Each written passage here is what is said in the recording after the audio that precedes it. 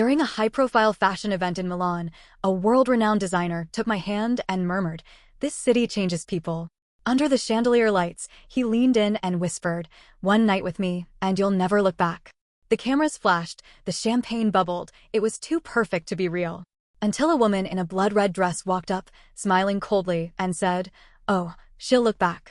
And she'll regret it." My stomach dropped as I realized who she was. I still think about that night. Sometimes, in the middle of doing something completely normal, driving, brushing my teeth, scrolling through my phone, my brain just shoves it back into my face like some kind of cruel joke. It happened a few years ago when I was covering Milan Fashion Week as a freelance journalist. If you're picturing some glamorous career, don't. It was mostly unpaid work and praying someone would buy my article. I barely got an invite to the event, but someone pulled some strings, and there I was, standing in one of the most exclusive venues in the city. The whole place looked like a movie set. Chandeliers so massive I was convinced they could crush me if they fell, walls lined with gold trim, mirrors that made the room feel endless. Models, designers, celebrities, people who belonged there. Then there was me, in a rented dress and heels that were already killing me, trying to act like I was meant to be part of this world. That's when I met Alessandro Moretti. If you don't follow fashion, you probably don't know the name, but he was a big deal. His designs were on every red carpet.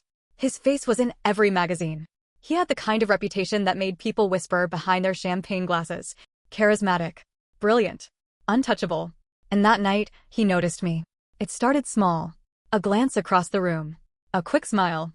I didn't think much of it. He was surrounded by people who actually mattered, models, editors, people who could make or break careers. I was just another nobody trying to get a story. Then, at some point, he walked straight toward me. I felt everyone watching. Not because I was special, but because he was Alessandro Moretti, and I was just some unknown girl who suddenly had his attention. He took my hand, held it longer than necessary, and said in this low, deliberate voice, "This city changes people." I smiled, said something awkward, I don't even remember what, and tried to act like this wasn't the single most surreal moment of my life. He didn't let go of my hand. The night blurred after that. Champagne. Conversations. Laughter. Every time I turned around, he was there. Looking at me. Smiling at me. Touching my arm, my shoulder, my waist, just lightly, just enough to make my heart pound. I should have walked away.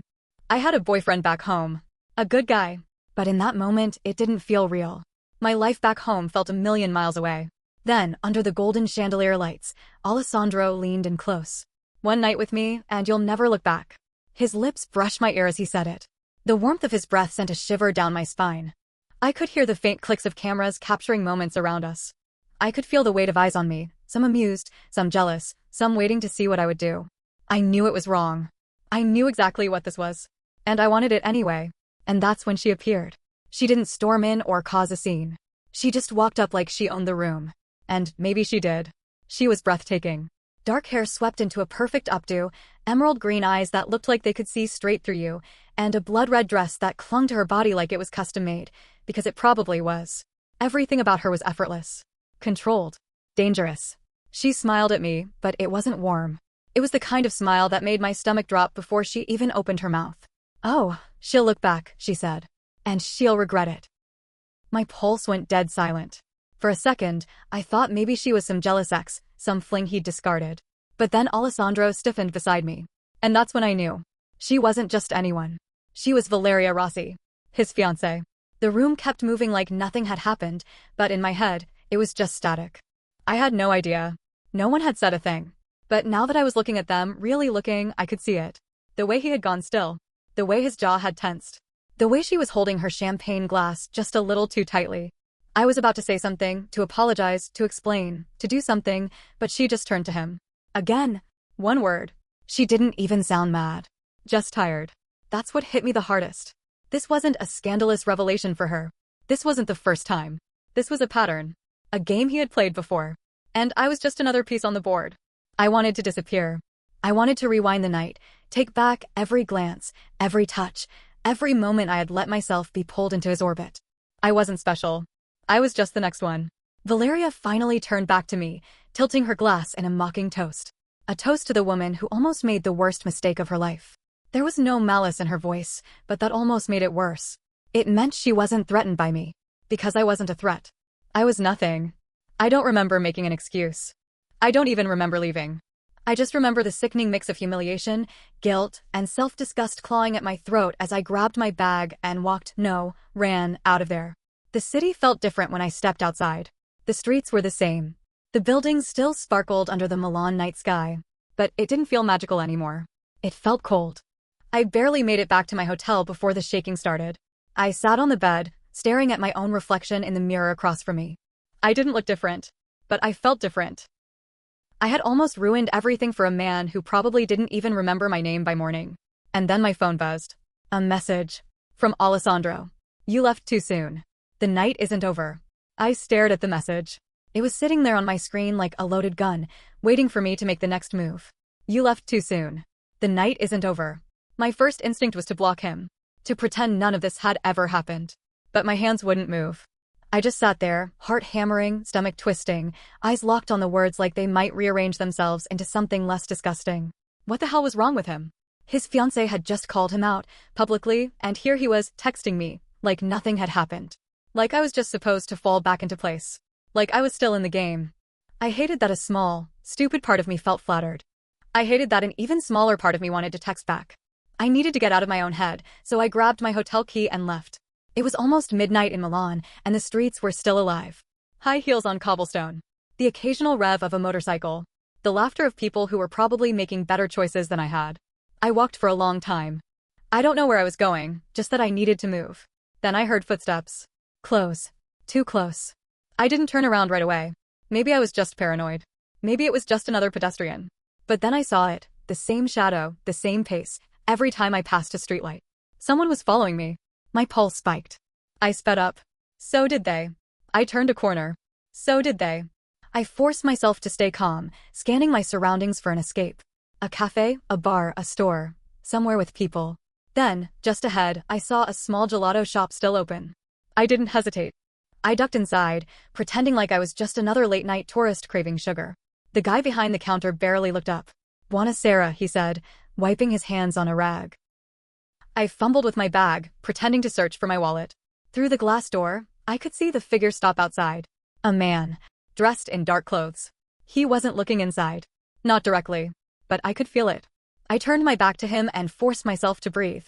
I had two options. I could wait him out, hope he got bored and left. Or I could call someone. The problem was, I had no one to call. I wasn't about to dial my boyfriend at home and explain why I was roaming Milan at midnight alone, freaking out because I might have just pissed off the wrong people. And then, as I was panicking, my phone vibrated again. Another message. But not from Alessandro. From a number I didn't recognize. You should have stayed. A chill shot through me so fast I almost dropped my phone. I didn't reply. I didn't move. I just stood there, frozen, staring at the screen. Then, slowly, I turned back toward the door. The man outside was gone. But something told me this wasn't over.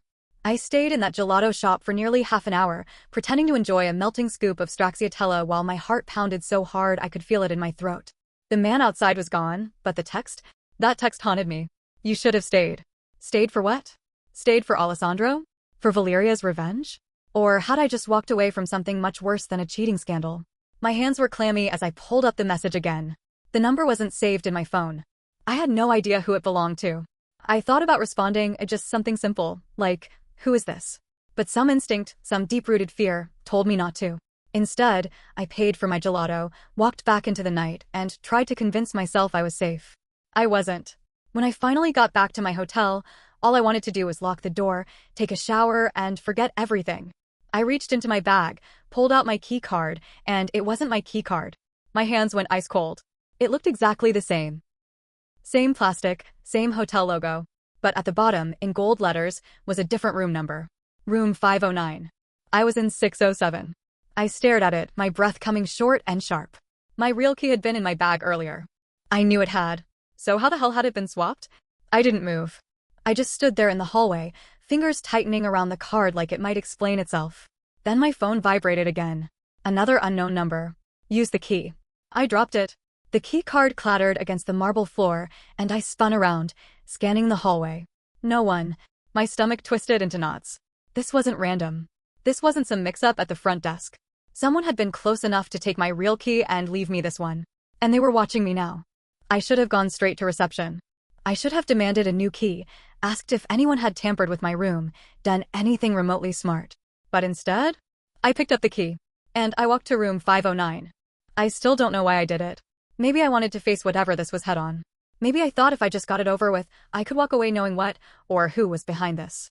I stopped outside the door, heart slamming against my ribs. The hallway was silent.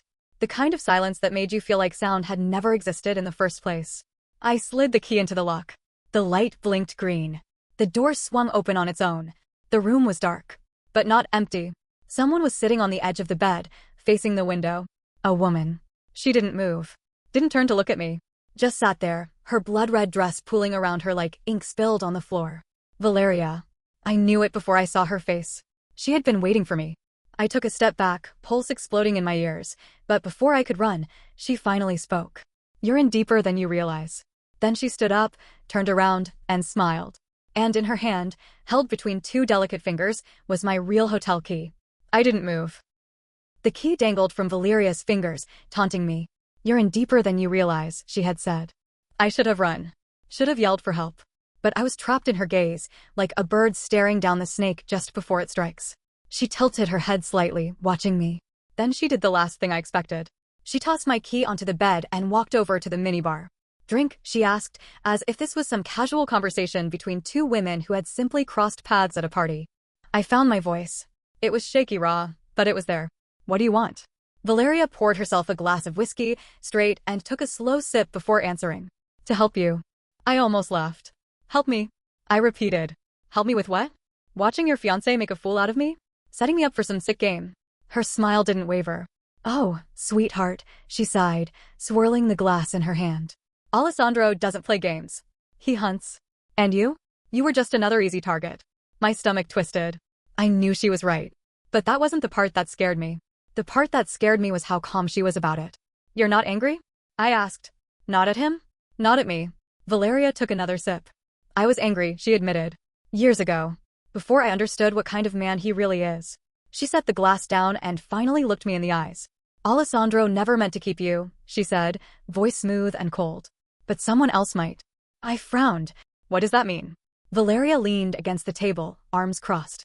Tell me, did you notice the man following you tonight? Every hair on my body stood on end. She knew. She knew about the man outside. About the texts. About the key swap. Who was he? I whispered. Valeria sighed and picked up her phone. You're asking the wrong question. You should be asking. Her screen lit up with an incoming call. Alessandro. She showed me the name before declining it. Then she smirked. You should be asking why he's calling me instead of you. I felt sick. The past few hours reeled through my head, his whispers, his texts, the way he had acted like I was the only person in the room. It was all fake. He wanted me to leave. The words left my mouth before I even fully processed them. He sent me away on purpose. Valeria nodded. He was protecting you. The room spun. Protecting me? I choked out. From what? And then, for the first time all night, Valeria's face changed. Her amusement faded. Her posture stiffened. And she told me.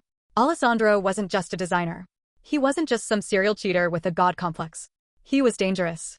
Not in the way rich men usually were, not in a he'll break your heart kind of way. No, Alessandro had enemies. And some of them had been watching me. He didn't pick you because you were beautiful, Valeria said. He picked you because you were convenient. Disposable. A distraction. I felt lightheaded. A distraction from what? She grabbed her phone again, this time pulling up a news article. She turned the screen toward me. It was in Italian, but the headline had a single word I recognized immediately. Murder. A man had been found dead just 2 days earlier. Someone connected to Alessandro. You were supposed to keep him occupied tonight, Valeria explained. Long enough for certain people to find him alone. Vulnerable. I thought I was going to throw up. So what happened? My voice was barely a whisper now. Valeria's lips curled into something that almost looked like pity. You left too soon. I didn't realize I was shaking until she reached for my hand and squeezed it. You got lucky tonight, she said softly. But if you ever hear from him again, if he ever tries to reach you, she leaned in close, her voice dropping to a dangerous whisper. Run. I barely remember leaving room 509. My hands were ice cold, my brain still replaying every moment of the night in sharp, painful flashes. Alessandro's touch on my arm. The man in the street. The text message. Valeria's voice. He hunts. I was 2 steps from my door when I heard it. A voice. His voice. You shouldn't have gone to her. I froze. Slowly, I turned. Alessandro was standing at the end of the hall. His tie was loose now, the top buttons of his silk shirt undone, revealing just a hint of the smooth, practiced charm that had lured me in. But his eyes? His eyes were sharp. Calculating. Dangerous. He took a step forward. I told you the night wasn't over. My pulse skyrocketed. Stay away from me, I warned, stepping back. Alessandro sighed, rubbing his jaw. Valeria is manipulative, you know that? She likes to twist things. Make them more dramatic than they are. I didn't believe him. Not anymore. You used me, I said. As a shield. As bait. Something flickered in his expression. For the first time, I saw it, the truth. He didn't deny it. Didn't even try. Instead, he sighed. Like I was some silly girl who had finally figured out the rules of the game too late. You should go back to your room, he said. Forget tonight ever happened. That was when I realized something terrifying. He wasn't trying to charm me anymore. He was giving me a warning. I took a slow breath. And if I don't? His jaw tightened. Then I can't protect you. For a second, I just stood there, caught in a moment that felt too quiet. Too still. Then I made my decision. I turned. And I ran. I didn't stop running until I was in a cab, speeding toward the airport. I didn't tell the driver my destination until I was already inside. And I didn't look at my phone again until I was thousands of miles away from Milan. There was a single, unread message waiting for me. You got away this time. But Milan always changes people. I deleted the message. Blocked the number. And finally, let myself breathe. Because Milan had changed me. But not the way Alessandro had wanted. I was no longer the girl who would have fallen for his lies. I was the girl who had survived him.